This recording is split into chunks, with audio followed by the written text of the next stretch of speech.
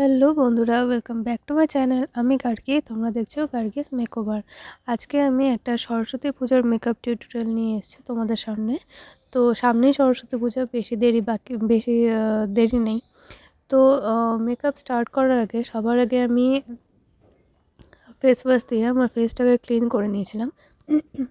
তারপরে আমি বায়োটিকের একটা ময়শ্চারাইজার অ্যাপ্লাই করছি। এবার আমি লিপটাকে ময়শ্চারাইজ করা খুব দরকার, কারণ শীতকালে লিপও ড্রাই হয়ে যায়। আর যেহেতু আমরা লিপস্টিক অ্যাপ্লাই করব, তো তার আগে লিপটাকেও ময়শ্চারাইজ করা কিন্তু দরকার। এরপরে আমি প্রাইমার ইউজ করছি।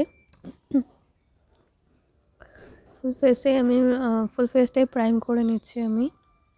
তার সাথে কান আর গলাতেও আমি প্রাইম করে নেব।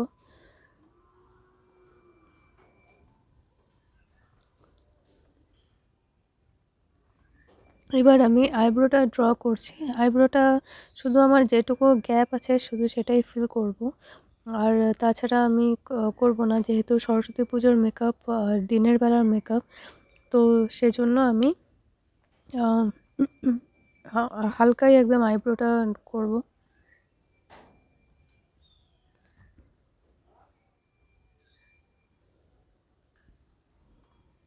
তারপরে আমি ভালো করে কোম করে নেব, যাতে পুরো আইব্রোতে প্রোডাক্টটা স্প্রেড হয়ে যায়। এবার আমি আমার আন্ডার আই, তারপর চোখের ওপরে আইব্রোটাকে শেপ করে নেব। আর তার সাথে আমার ফেসে যেখানে যেখানে পিগমেন্টেশন আছে সেই জায়গাগুলোতে আমি কনসিলার অ্যাপ্লাই করে নিচ্ছি আমার স্কিন টোনের অনুযায়ী। আজকে আমি কোনো ফাউন্ডেশন, বিবি ক্রিম, সিসি ক্রিম কিচ্ছু ইউজ করছি না। শুধু একটা কনসিলার দিয়ে আমি পুরো ফেস মেকআপটাই আমি করবো। কারণ দিনের বেলা যতটা লাইট মেকআপ করা যায় ততই ভালো। তোমরা চাইলে বিবি ক্রিম বা সিসি ক্রিম ইউজ করতে পারো, কিন্তু ফাউন্ডেশন দিনের বেলা অ্যাভয়েড করাই ভালো। যদি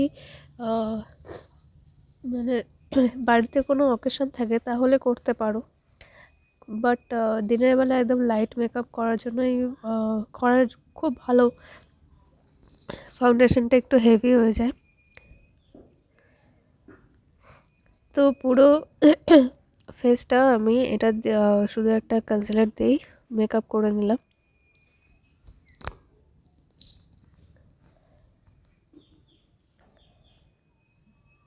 এরপরে আমি একটা ট্রান্সলুসেন্ট পাউডার দিয়ে কনসিলারটাকে সেট করে নিচ্ছি।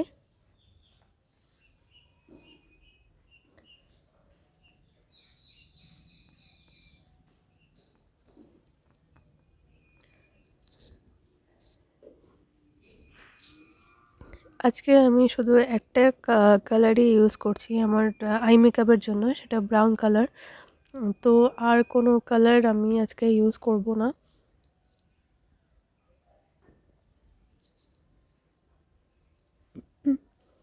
আই মেকআপটা একদম সিম্পল রেখেছি, আর যে আই মেকআপটা আমি করছি আজকে সেটা ডে মেকআপের জন্য একদম বেস্ট। তো এবার লোয়ার ল্যাশ লাইনে আমি কাজল অ্যাপ্লাই করে নিচ্ছি।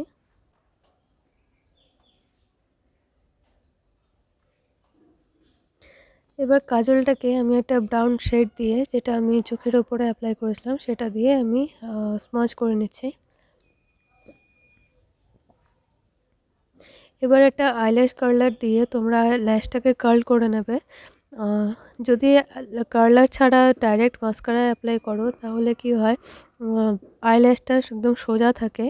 বাট আইল্যাশ কার্লার যদি তোমরা আগে একটু কার্লার দিয়ে যদি একটু কার্ল করে নাও, তাহলে দেখো ফিনিশিংটা, মাস্কারা দেওয়ার পরে ফিনিশিংটা ঠিক এরকম আসে।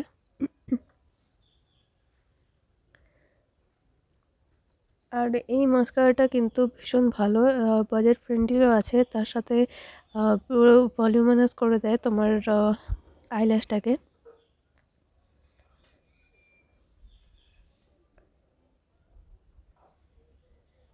এবার আমি ব্লাশ অ্যাপ্লাই করছি। এটা ক্রিম ব্লাশ, কিন্তু ইনসাইডার ব্লাশ আছে এবং খুব পিগমেন্টেড, নিলে একদমই অল্প নিতে হবে।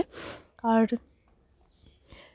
এত ইজিলি ব্লেন্ড হয়ে যায় এটা, মানে সত্যি খুবই ভালো একটা এটা ব্লাশ আছে। আর এখন যে দেখছো একটু বেশি অ্যাপ্লাই হয়েছে, বাট এটা আমি পরে আস্তে আস্তে এই যে মেকআপ ফিক্সারটা দিলাম, এবার ব্লেন্ডার দিয়ে ড্যাব ড্যাব করে নিলে একটু পরেই কিন্তু এটা পুরো একদম হালকা হয়ে যাবে।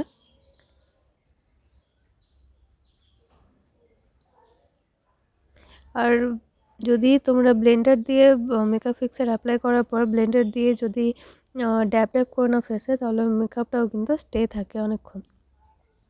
এবার আমি লিপস্টিক অ্যাপ্লাই করে নিচ্ছি, অ্যাপ্লাই করলেই আমার কিন্তু মেকআপ ফুল ডান।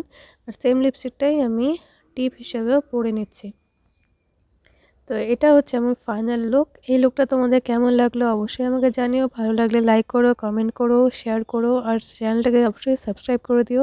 বেল আইকনটাও প্রেস করে দিও যাতে আমার সব ভিডিও নোটিফিকেশনগুলো তোমাদের কাছে সবার আগে পৌঁছে যায়। তো এই মেকআপটা তোমাদের কেমন লাগলো অবশ্যই জানিও। চলো আজকের জন্য টাটা।